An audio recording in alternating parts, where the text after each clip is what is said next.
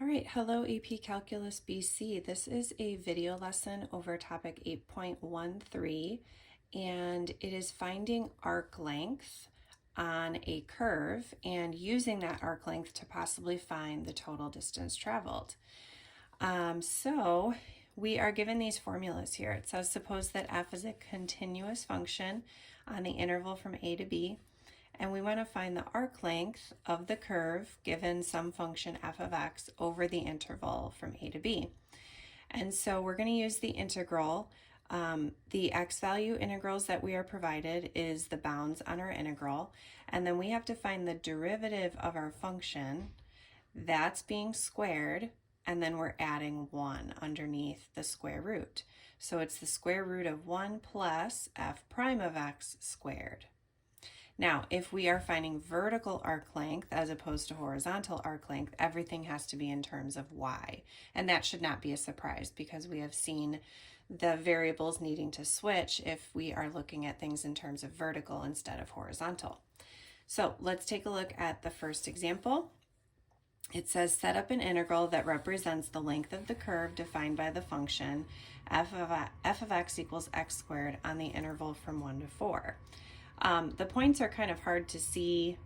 They're not printed very well, so I went ahead and wrote them here. This is 1 comma 1 and this is 4 comma 15, and we need to just set up, notice it's not asking us to solve, just set up the integral that represents the length of the curve. So the first thing we want to do is find the derivative of the function that we are given. That's easy to do. That's just using the power rule. So we can say f prime of x equals 2x.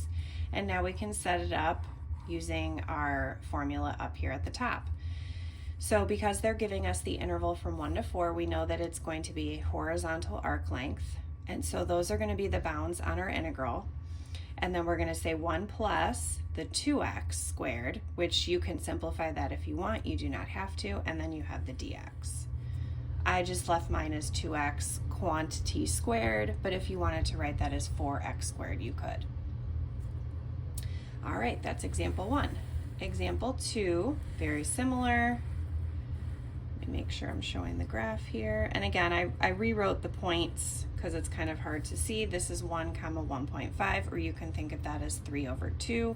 And then this one is 4 comma 3.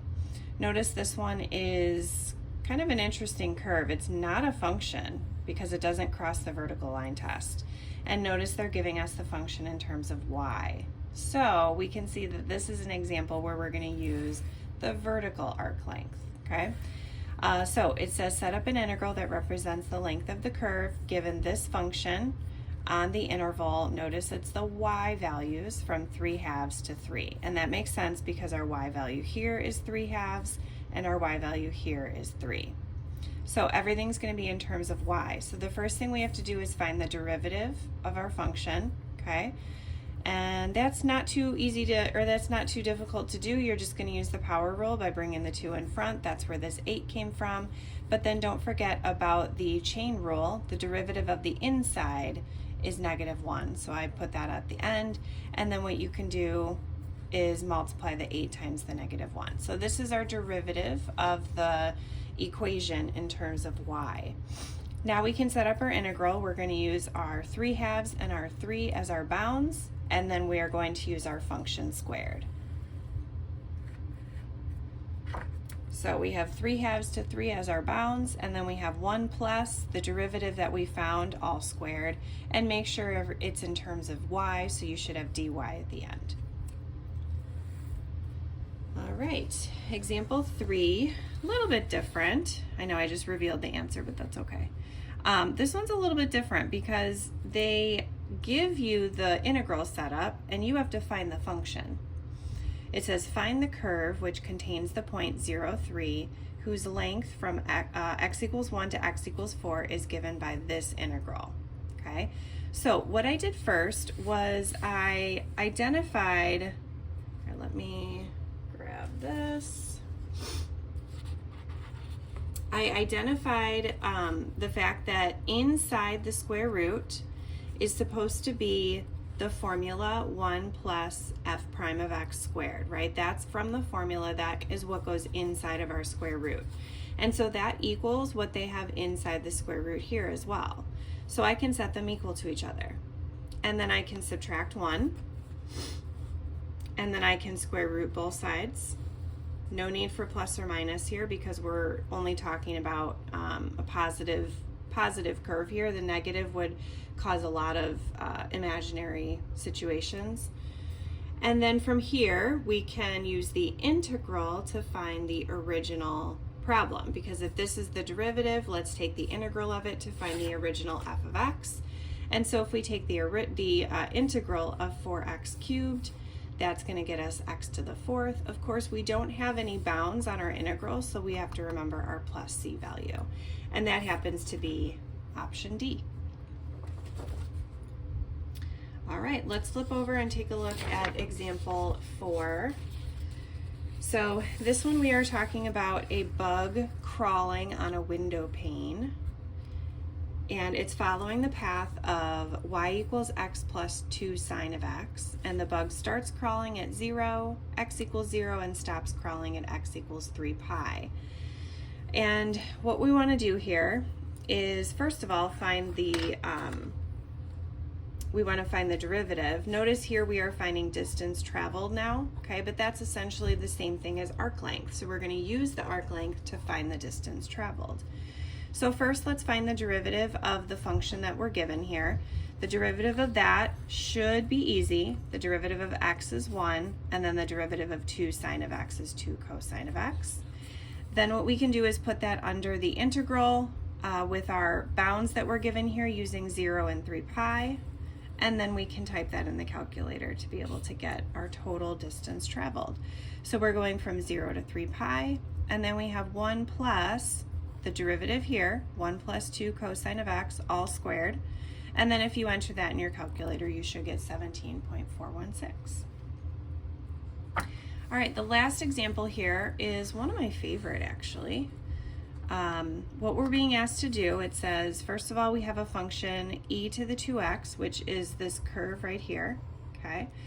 And we have this region R that's being bounded in the first quadrant by the graph of f, the x and y axes, as well as the vertical line x equals k. So the vertical line x equals k is this line right here.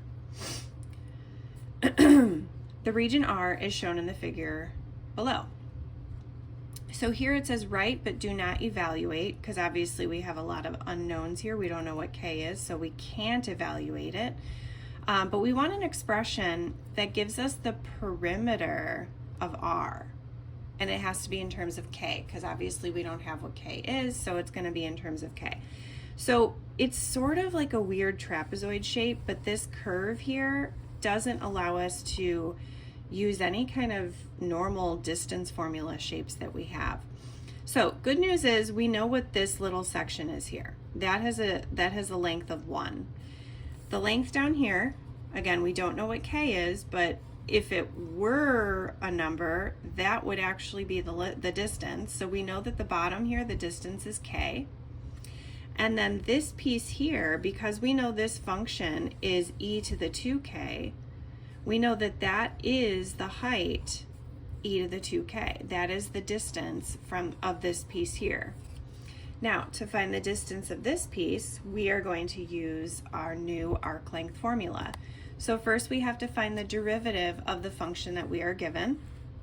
That does require the chain rule, so that's why I have the extra 2 in front, okay?